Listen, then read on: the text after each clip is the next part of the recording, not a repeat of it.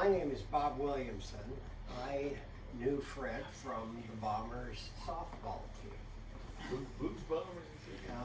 There are many Bombers here today. Let me just say a few words about the Bombers because it's part of interwoven in a lot of our recollections and our experiences together. There was a group of young lawyers who graduated. A little louder. Yeah. Young lawyers graduated from the University of Washington in '76. I was one of them. Pete, Ron. several here. Ron. And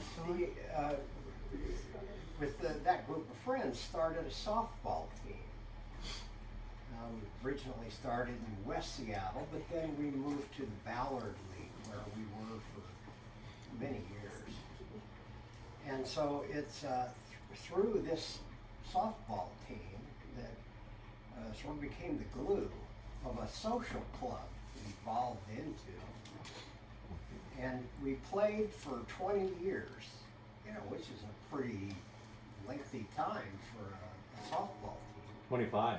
And then That was 26. 26. I heard 28. No, you're 28. Yeah. Bob's not good with numbers, that's why I said money man. Well, and early on, one of these young lawyers, Doug Leonardo, was in the group. He started out on the team. And Doug's, I think his first job was he got hired by Fred, who then had a law office in Ballard. And so Doug stayed there for a number of years. And it was Doug who recruited Fred to come onto the team. And so you see Fred in some of the very early group photos.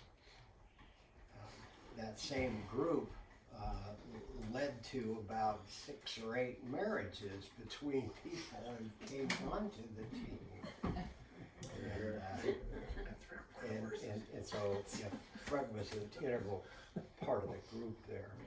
I remember one time we would occasionally go to Godfather's Pizza after a game in Ballard. Oh yeah. Just to, cool off, have a pizza and beer. And we had small kids then in the area, and they would come with us. And I remember that Fred would be their best friend because they had video games, and he would give the kids extra quarters. So, so he sort of became their real godfather in his own way. I remember. Like many of the Bombers who had multiple injuries along the way, sprained ankles and get hit in the face with a ball. And I remember that Fred would often be the transport to take some injured player to the hospital to get fixed. And I know that Fred himself broke his wrist right here. You remember that. His final year, Yeah, and Ron played a couple years as well. It was at least 3, I can't remember if it was 4, but I think 3. When I was 19, 20, and 21. Well, okay, enough of the I think we all remember Fred in probably similar ways. We were talking about it just last week, the essence of Fred's nature. And it was just really becomes clear. He was just a very kind, gentle, soft-spoken, and helpful person. I think everybody experienced his willingness to support and generosity. That's how I personally see him real clearly. In that light. He was a native of the state, grew up here in North Bend. You can see some of his old high school memorabilia here. He went to the University of Washington, where I believe he met Donald Lee. Is that where you guys first met? Yeah, there's an article in the Seattle Times right there, how we met with our picture. Well, everybody, when you have a moment, come. The Seattle Times thought it was worthy of waiting. Well, cool. And so then Fred went to the University of Washington Law School and graduated a number of years ahead of this my group. So he was sort of the elder player on the team, and you remember him for that. He spent his whole life in Ballard, his career in one place where he, many of you probably had been to his office. Expected over his career, he helped thousands of local people there with all sorts of legal questions. You know, people get wills, they die, and there's probate affairs. You buy a home, start a small business. He would be there to assist with all these sorts of things. Along the way, he had two sons. Ron's here to represent that. He was involved in the Ballard community in lots of different ways. He was in the Lions Club, I think, Rotary as well. He served with the Boys and Girls Club for a number of years and offered his help and service there. So he was a real prominent member of the community and well regarded by, I think, everybody that he met. I think what I'd like to see is just to open it up for people to share some of their personal experiences. Working with Fred. So anybody would like to start to say some ideas? Ron, would you like to? Oh boy. I should have sat back there with you. I've been thinking about some of the things that I wanted to touch on that made my dad so memorable and special and close in my heart, and there's just so many.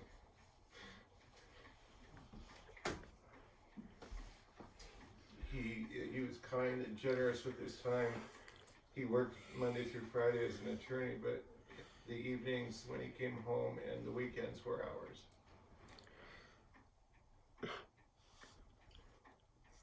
I hear from so many people that didn't have that time with their parents, and I've always had that.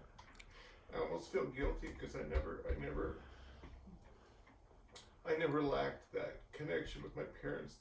They gave us an amazing life, wonderful education, opportunities to do special and wonderful things that wouldn't even occur to most people. Travel opportunities all over the world. My mom took my brother and I to Europe and Mexico. I can't remember a year that she wasn't taking us somewhere, and my dad made that possible too. Whether he came with us or not, he always said, I'll stay home and I'll make sure that you guys have fun, but don't make me go every time. But he would stay home with our dog, and we would write, you're a group of people that will actually understand what I'm about to say, because kids today don't. They had these airmail letters that turned into an envelope, and you could send them anywhere in the world for the same postage. And so you basically paid the postage when you bought the letter. And my mom, it folds out to an 8.5 by 11 paper. My mom always made sure we had plenty of those. We were roving around Europe, I remember 1971, in a camper bus that we bought in Germany in Stuttgart. And I remember at night, we were all writing letters to Dad to let him know what we saw that day and things like that. And there was always plenty, so I got lots of opportunities to send letters, because he couldn't send them to us because we're in a different place every day. But between my mom and my dad, together and separately, they gave me a wonderful life. He was so generous with his time, his patience, his soft-spokenness, and never raised a voice to me, never ever made me feel fearful of him. I just felt love.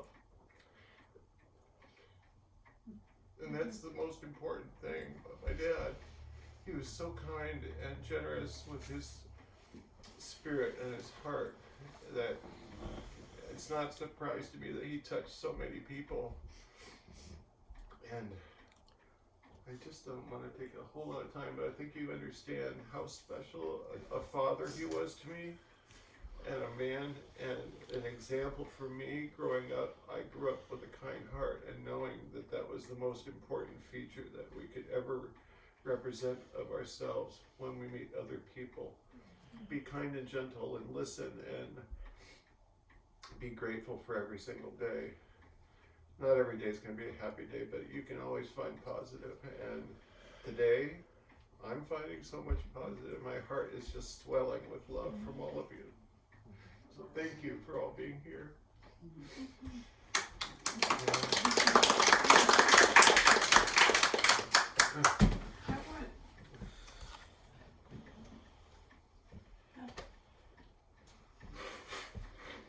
I know, it's hard. It's hard. Mama, it's fun for you.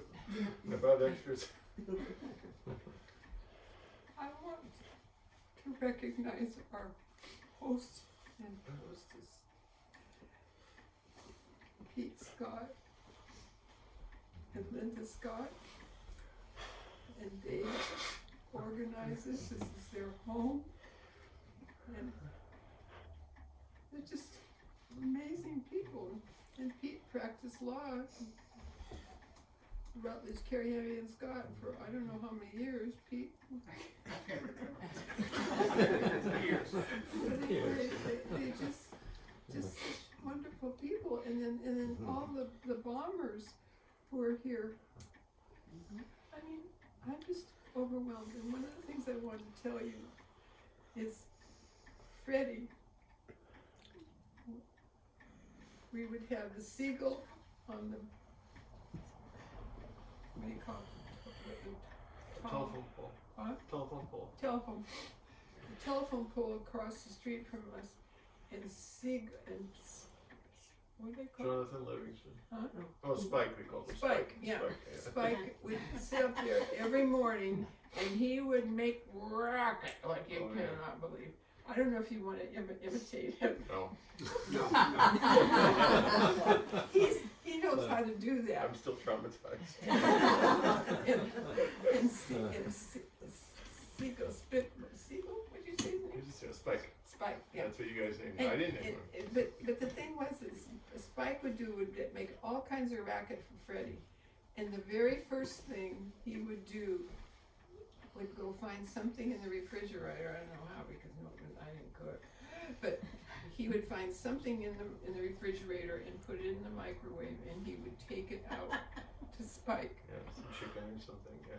Yeah, so he would have something warm for his breakfast. But I mean, that was something he did every Yeah. single day. I mean, that's the kind of I wanted to tell you about that, because I just,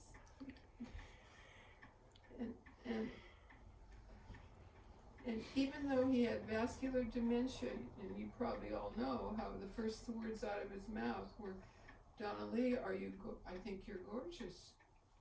That's not why, Mom. He was a smart man. You are gorgeous. That's not because of vascular dementia.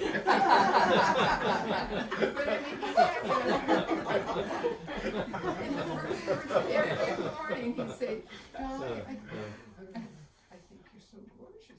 And I'd say, "Oh, Freddie, honey, I think you're gorgeous." 10 minutes every morning with coffee. This is you can count on this like a television And program. then he said, "Do you think maybe we're both gorgeous?" That was our little ritual. And the reason I loved sharing that with people is because now that he's not with us, I can't believe that happened every morning. And then I'll know how he reads too. He goes, Oh my God, Flip. it's fast. flip. And It I'm was glad I quieter. asked him before he died, because I said, "Fred, I said, are you reading just the word in the middle? And he'd say, no. And I'd say, well, when I'm looking at the thing, I have to go like this. And I said, where did you learn how to do that? And you get the whole page. And he says, well, I always do that. And I said, well, I suppose it helps you being a lawyer to do this. And he said, no. He says, I've done it. That's the only way I know how to.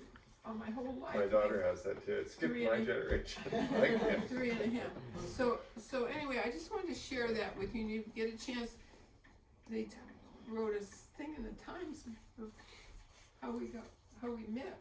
And I was only how old was I? I was 17.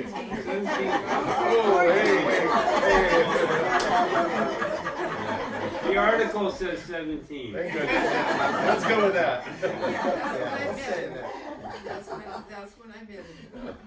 Went down to the UW, paid 50 cents to get into the Money well spent, Mom. Better I than was a dance, right? coming down to meet somebody, and if you read that, you'll know how I watched him because I saw him paying his 50 cents at that one. Yeah, you told me the story. You pretty much pursued him. You tripped him. No, I watched him. I told my girlfriends, I said, we have to spread out along the, because if we stand in a group, nobody will ask us to dance. Every Friday night they had this, and I saw Fred come in and pay his 50 cents. And I went, well, I've done this before. I would go, oh! And I hit him as hard as I could. Oops. I said, and it doesn't say that, and it doesn't say that, they say a nice version of it, but I was hitting him as hard as I could. And I said, oh, Fred, are you, I didn't know his name. Right. But I said, Oh, handsome. are you all right? Oh, I'm so sorry, I hurt you. Oh my God, this is awful, I'm so sorry. Oh, I can't believe that I did that to you. And he's out of breath because I hit him hard. And he goes, Wanna dance? he couldn't even say it because I hit him so hard. Wanna dance? Knock the air out of him. And we danced every dance for the rest of the night. Wow. I thought I was picking out a dance some partner. I didn't know I was picking out my husband. Poor Fred didn't have a chance. You certainly did. Well, Ron, did you mention that? Well, I don't really have anything too much to say, but I was one of the original bombers in '76, about 5 or 6 of us here. I met Fred, I think I had moved back down to Tacoma and after Doug started working there, and met Fred, got to know him a bit through the bombers, not as well as a lot of you. But what I remember about Fred is, like me, I think his eyes weren't the greatest. And I remember him, he was tall, long arms, long legs. But when he was out in the outfield, I remember every once in a while they'd go over his head. And then he'd be running. And he had a good arm because they were nice and long. But I always played the infield because I knew they'd hit over my head. Fred never really learned that. I didn't want to tell him because he might have taken my place. And I was safe at first base or catcher. You didn't have to really have good depth perception there. But Fred always struck me as very kind, thoughtful, steady was the word I always thought of him. I could imagine Fred meeting with clients, they're all worried about stuff, and Fred would probably calm them down. He'd done it before, we'll get through this, just relax. And I'm sure by the time they left, they felt great, and they knew the problem was going to be taken care of. With Pete, I'm sure they didn't. Pete, a flaky guy, but Fred was just rock solid, I thought. I'm sure was a real anchor of his community in Ballard. He was. And just a really, just all-around great guy. Very nice guy. We'll miss him. Anyone like to share an experience? Well, I will say one quick thing. No, don't move it.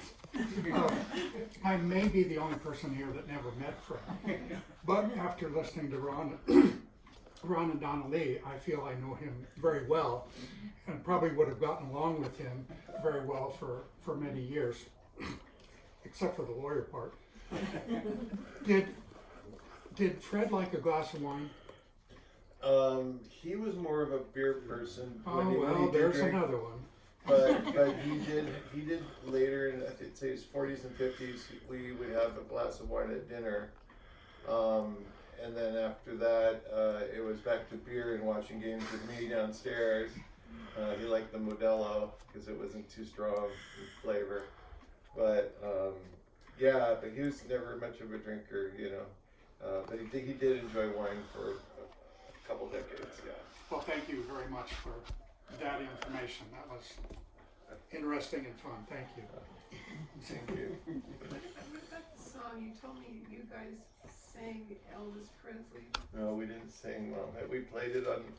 He liked the KIXI, I think it was. They played oldies on the Kixie, AM, yeah. Kixie Light on the radio. I went out as my dad's caddy from the age of 7 every summer, every Wednesday to play golf with him. Those 4.5 hours were just he and me time once a week during the summertime when he played golf and into the fall.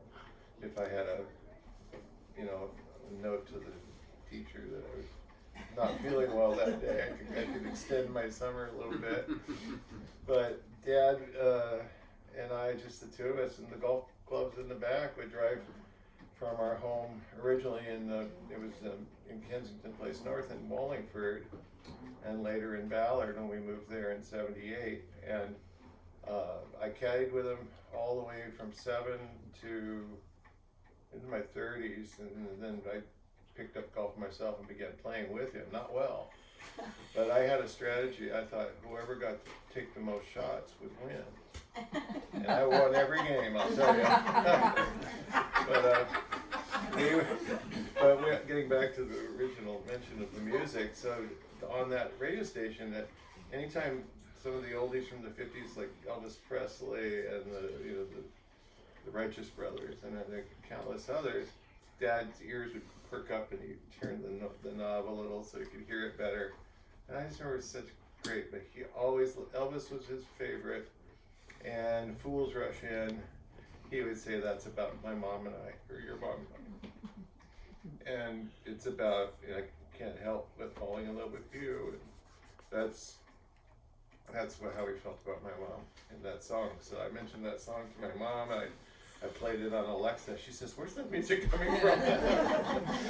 And she said, "Could you play that again?" She said, "I had no idea he liked Elvis Presley." And I said, "Well, that's just one of our memories that we created." And I found out about my dad. He really liked good old 50s rock and roll that he grew up with. I mean, that's his era. For me, it was the late 70s, early 80s. For Dad, it was the 50s. So anyway, He's still on the air. yeah, it's amazing. Yeah. That's what we could always count on the AM radio. reception all the way out to North Bend. About 40-minute ride each way, and then dinner, and then 3 hours on the golf course. So it's a good 5 hours probably that we spent on Wednesdays. But anyway, that's how I kind of knew that he loved Elvis Presley from golfing with him. Well, so I think you can 64 see. years. Yeah. Can I say something? Yes. Okay, I was Fred's partner for a number of years, and I'll say this, and don't take it the wrong way. He was a very competent and very ethical attorney. And I understand that doesn't go, you can't say that about a lot of attorneys, but being his partner was kind of an honor. I mean, I never had to worry about Fred doing anything crazy. And he was a very good attorney, and I think he had very good relationships with his clients. I'm sure he helped a lot of people. So he was a good guy. Thanks, Pete. I like to Fred. I would see Fred a couple times a year. I had him to myself for an hour, and he would tell me stories in between.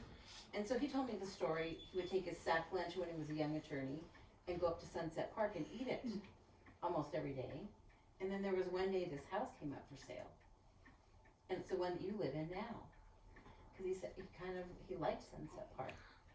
And then he also told me about the story when he actually hit a hole-in-one playing golf, Yeah. and won a car that I don't think he wanted it. It was an Xbox the Little square kind of yeah, cars, whatever. he called me from the golf course and asked me about that, and he says, "Is it any good?" He says they're offering a cash option of 11,000. I said, "Dad, take the cash." It's a Scion Xbox is what it was. That's it.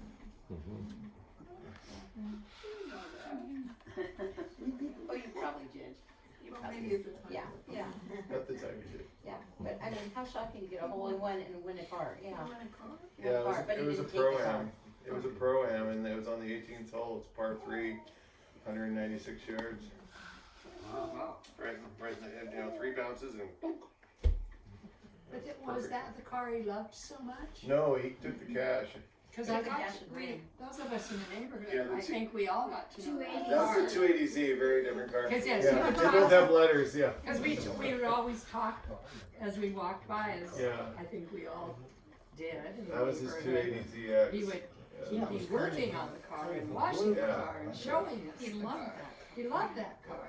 Did you know about when he spilled the gallon of paint into the car? Oh my Oh, He was at yeah. Daly's and he had sitting in the console. Can't and hear you, honey.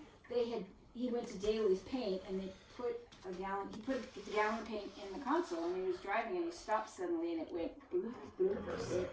The whole gallon spilled into the car. So it took him a long time to clean that up. He found that paint years later when he put in some sound, wanted to help the road noise. He put in some sound deafening material and he found more paint. Yeah, that's my only Fred story. Yeah.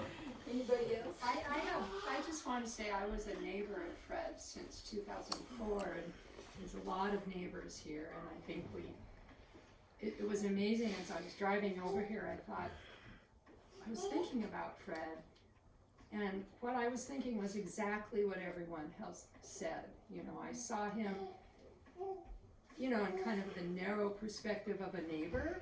I saw him a lot, because we're all out a lot at Sunset Hill. And he was always so kind and generous and seemed so compassionate. I was also a lawyer. We never talked law, but we talked his beautiful vines, and we talked his cat and his dog, and he always we talk about my one of whichever dog I had at the time. The lip tugboat. And because I think I had 3 wallets since 2004, but it was a very, you know, kind of narrow perspective that you have as neighbors, but it was constant and it was always consistent with Fred, and he was so gracious and wonderful. So I'm pleased that so many people had the same experience as I did. I just want to say, also a neighbor, next door, I'd say. Yeah. About as close a neighbor as you can 50 get. feet. Yeah, right. And lots to love about Fred over the years, since we moved in. But I can still see him working, puttering around in the yard, wearing khakis and a button-down shirt. Blue button. It's some color, some shade of blue, Yeah. but crisp shirt, khakis, doing yard work. Yeah. And I thought, wow, retired, you know. And was he but- maybe planting Donnelly's most recent purchase? Yeah, maybe. Because, you know, there wasn't a space that wasn't planted, and Right. he did that. But just whatever he was doing, you know, puttering around, he was in a crisp button-down shirt and khakis. There's Dan. Oh my God, it's Dan. Hi, Dan. Well, for a different perspective, living across the street from Fred, I was scared not of him, but before him, whenever he trimmed those vines that were just mentioned. Because he'd lean over the railing to trim them. Oh, The guy's from the so deck. tall that he's, you know, it's like, yeah, that railing's not gonna help you much if you lose your balance. We all He had was our always breath. fine. Yeah. We used to prune up the park too, right? Yeah, Donald Yeah. does that. Yeah, but me and Fred used to Dan go. is a nurse at, what's that hospital? Harborview. Harborview, yeah, yeah. And, hi, sweetheart. Oh, thank you for coming. Oh my God. So I I'm also one of the bombers, and I didn't come until 1984, so I was a little bit of a late ad. But about Fred, I want to say that he was always a good sport. Didn't matter what happened, what mishap, or what was going on, he'd look on the bright side, and he was always willing to laugh at himself and be a good sport about things. One of the things about the bombers, John can attest to this, Pete can attest to this, and I don't see Mike here, but they like to tease each other. And Fred often, as all of us were at one time or another, were the kind of spotlight of that. And he always would have a good laugh, and they, you know, we did at the end of the season, we'd have a big banquet. And so they would come up with some kind of program. And you know, one year it was bobbleheads that they made with different names and numbers on them. And one year it was a calendar, and we were all different dinosaurs. And I think you can see a picture of Fred's dinosaur. He was what was the dinosaur he was? The Platosaurus or something like that? Yeah. And so, Rufotirius or something like that. yeah. Fred And could eat. One he thing could that eat. nobody's saying anything about is Fred could eat nonstop and not gain a pound. And that's annoying. the reason for that dinosaur. Yeah. He would go, you know, things like this, to restaurants, and Fred would just eat. We didn't know how we could do this, but he was a good eater. he was just a good sport about everything, and just so much fun to be around and to have as part of our group. He always had a kind word for everybody. The other thing is Donnelly and Fred invited me to go sailing with them a number of times, and he was always generous with his direction and advice and helping me learn how to sail. And up in the San Juans, yeah, and we always had a good time together. And he had a good sense of humor in that he said, I know there's one place up there, and it's between Vancouver Island and one of the islands north of San Juan Island, where the water's actually warm. And so we'll take a quick swim. So we go up there and we all jump overboard, we're swimming in the Sound, and it actually is warm. And I'm like, oh, this is really strange. He goes, oh yeah, it's because the nuclear plant is just right over there. Outflow from the water that they use. And I'm like, oh my gosh. So we had a good laugh.